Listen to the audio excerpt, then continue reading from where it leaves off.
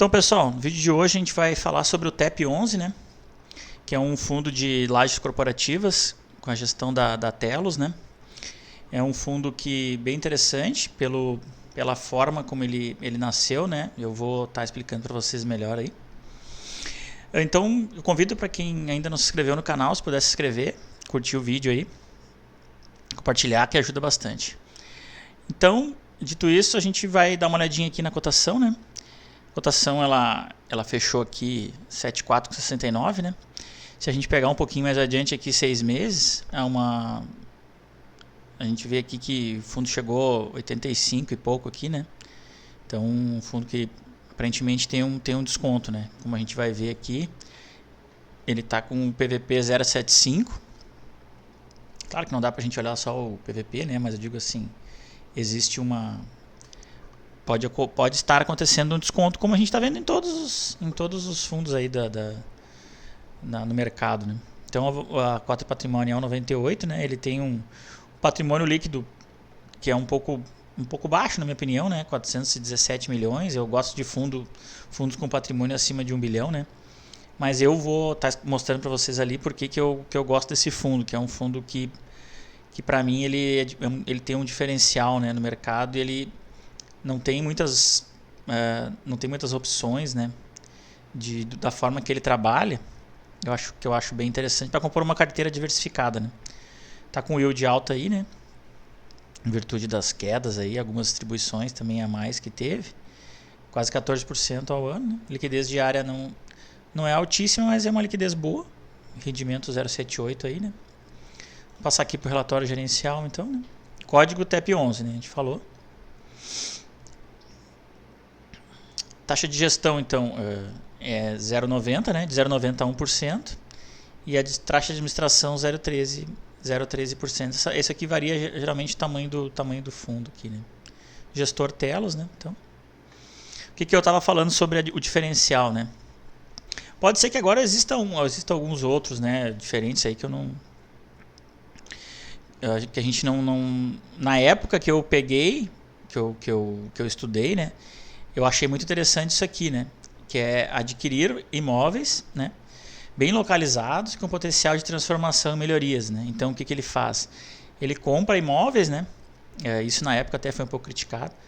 Ele compra imóveis, e aí ele transforma, ele reforma, e aí o que ele consegue? Uma locação maior, um valor maior, ou ele acaba também conseguindo vender esse imóvel com ganhos, como a gente vai ver aqui no decorrer do relatório, né?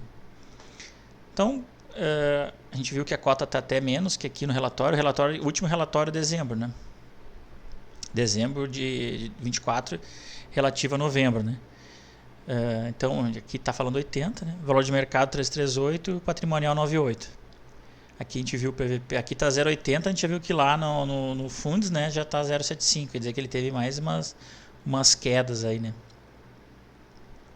Dividend yield aqui, então, 0,97 no relatório, a gente já viu que já está maior, o DY também está maior, né? Vacância, isso está maior porque caiu mais a cota, né? Então a cota caiu de 80 para 74 e 69, né? Isso acaba afetando, vai aumentar o yield, né? Então vacância física 0 e vacância financeira 3,46, né? Baixa vacância, né? Tem o Vault aqui que é 6,35, que é bem legal também, que é o quanto que o fundo tem de contratos, né? Que ele pode rodar tranquilo, assim, 6 anos. Com os comentários de mercado, não interessa muito para nós. Aqui o destaque que está 100% locado, né? Pelo 15º mês consecutivo. Aqui é uma operação de alavancagem que o fundo acabou pegando um CRI, né? De 62 milhões, a IPCA mais 8 para pagar o edifício GPA. E o legal é que durante os primeiros 24 meses, né, 12 anos, o CRI vai estar com carência de amortização de principal. Então o fundo vai pagar só os juros, né? Então quer dizer que vai ter um acréscimo de 6 centavos na distribuição de cotas nesse período aí, né? Então é interessante. É bem interessante ao invés de emitir cotas abaixo do valor patrimonial, eles decidiram pegar esse CRI aqui, né? Mas claro que foi feita uma alavancagem, né? Então a gente vai ter que dar uma acompanhada. A gente viu que como eu já preparei esse relatório aqui para vocês, eu vi que a alavancagem ela está no nível já assim, meio no limite, e o gestor também já comentou que vai cuidar de não aumentar isso, né? Então aqui o guidance, né, distribuição. O interessante é que eles revisaram o guidance, né? Como vai ter aquele acréscimo ali, né?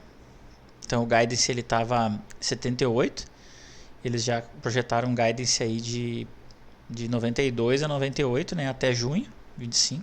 Depois ele vai ter um retorno aqui que ele vai ficar de 72 a 76, que é o mais o que o fundo vem girando assim, né? Então aqui os comentários deles, dividendo 78, yield de 12,30 e equivalendo ao CDI 130%, né? Então a gente está investindo no TEP 130% do CDI, né, líquido. Isso é muito interessante. Para a gente conseguir isso fora é cada vez mais difícil, né? Fora dos fundos imobiliários. Aqui um pouco do DRE, né?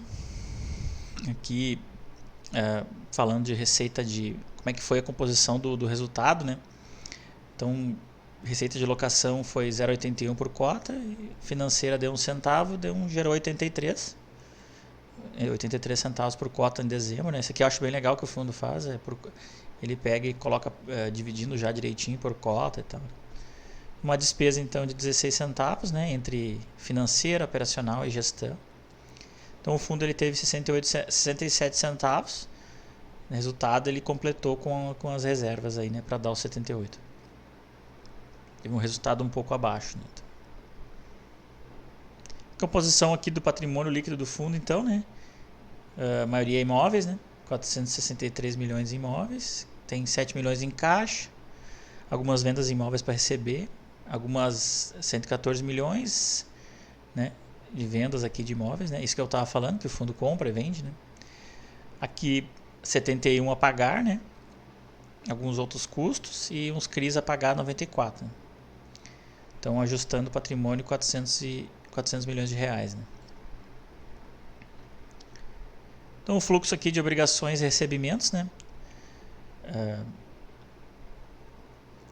O fundo comenta aqui, o gestor, com a conclusão da contratação de operação de CRI, o fundo efetuou o pagamento da segunda parcela do edifício do Pão de Açúcar, né? Nota-se que as demais parcelas estão equacionadas com recebimentos futuros, né? Então o que ele comenta aqui, uma venda, né, dessa parcela CSL aqui, 36 milhões, fevereiro, né? Aquisição 10 milhões, março. Tudo isso aqui está equacionado, né? Aqui, que é o total, né? Aqui vai receber 36 em fevereiro e vai pagar 20 aqui em março. Mais um pagamento aqui em setembro, um recebimento aqui em fevereiro de 26, para pagamento aqui em março, né? Então isso está bem equacionado, né? Pagamentos e parcelas. Né? Aqui a composição da carteira do fundo, então, né? Tem o edifício o Passarela, o Torre Sul, Fujitsu, o FL 1355 e o Pão de Açúcar, que é a última aquisição, né? A gente vê que um pouco do que se fala assim de crítica, né? Que o fundo compra alguns prédios B e tal, né? Mas a gente vê que são localizações boas, São Paulo, né? Pinheiros, Berrini, Paulista, né? 2 em Pinheiros, um Berrini, Paulista e Jardim. Então são boas localizações, né? Às vezes o prédio não é talvez uma classificação alta e o fundo vai atrás disso, né? Busca transformar o prédio, buscar a certificação LEED aqui, né? Então isso é uma coisa que eu acho interessante nesse fundo porque eu não sou um grande fã de fundo de tijolo, de laje corporativa, né? Tijolo eu gosto bastante, mas laje não sou um grande fã. Então eu gosto mais de uns fundos com essa pegada aqui do TEP, né? Então a receita por ativo, né? Então Torre Sul ele fica com 28, o Pão de Açúcar 24, né? O FL 355 20, Fujitsu 12 e Passarelli 15, né? A maioria do reajuste então é por IPCA, né? Os vencimentos aqui a gente vê que 25 aqui está tranquilo, né? 4, 26, 16, maior parte do vencimento ali em 27 e depois só 39, né? Os meses de renovação aqui também, geralmente aqui fica janeiro, início do ano, né? Aqui é a evolução da vacância financeira e vacância física, né? Então a gente vê que a física vem em zero há bastante tempo e a financeira é um pouquinho maior, que eles dão algumas carências, né? Então, aqui eles fizeram uma receita que potencial, né? Seria um aumento um pouco aqui, meio bem pouco aumento, né? Seria uma coisa assim, valor na minha opinião baixo, assim, né? Que pode vir a aumentar, né? Ter uma receita maior, né? Aqui que é uma coisa que a gente preocupa um pouco, né? Que preocupa em todos os fundos, que é a alavancagem, né? A gente viu que o fundo vinha mantendo uma alavancagem tranquila aqui, baixa, né? Agora o fundo, com esses CRIs aqui que ele contratou, ele chegou a 22,6%, né? Que na minha opinião é uma alavancagem já que uma alavancagem limite, assim, né? Então, o que a gente vê aqui que teve esse CRI aqui que foi num preço foi bom, né? Esse aqui já é um pouco mais alto. Mas o que eu acompanho aqui? O fundo, o próprio gestor comenta, deixa eu ver se aqui embaixo, deixa eu ver. Aqui é presença em pregões e liquidez, né? Tá bem tranquilo. Rentabilidade também tá um pouco. Ele comenta aqui embaixo, deixa eu ver aqui. Ele comenta que isso aqui foi em outra parte que eu vi, então, em outra. Mas ele comenta que ele vai manter, ele vai daqui dessa alavancagem para baixo, né? Então ele vai reduzir, né?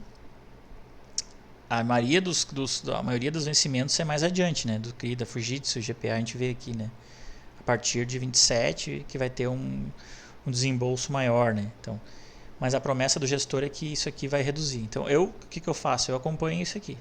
Se isso aqui reduzir, o gestor continua com confiança, porque a gente investir em fundo imobiliário é muito da confiança, né? O gestor, ele promete, não cumpre. Ações também é a mesma coisa, né? Promete, não cumpre, a gente não. Eu desisto da ação, do fundo, vendo, né?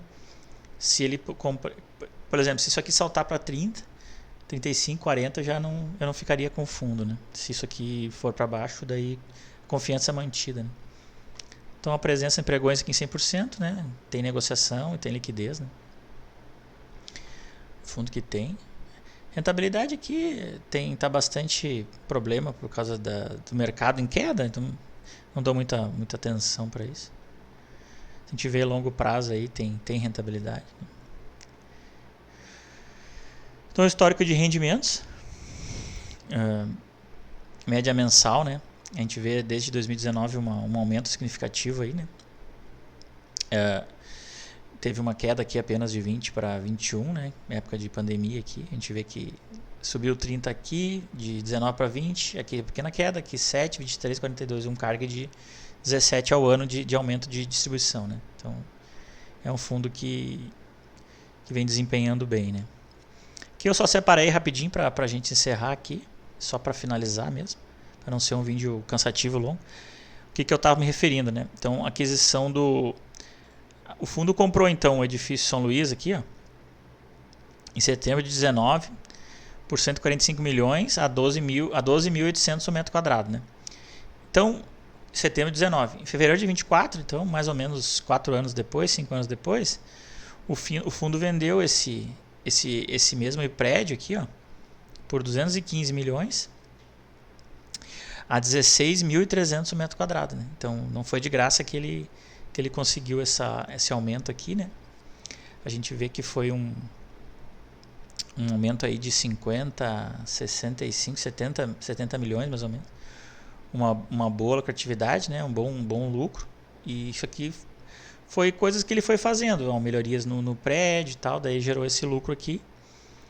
E todo esse valor é distribuído para o cotista, né? Então isso vai gerar, por isso que gerou aumento de distribuição, né? Então seria isso aí, pessoal. Obrigado aí para quem acompanhou. Se gostar aí, conversa com a gente, comenta aí. A gente está aí para colaborar e sempre ajudar você a investir, para não investir sozinho, né? Sempre contando com o apoio um do outro aí. Valeu, até a próxima.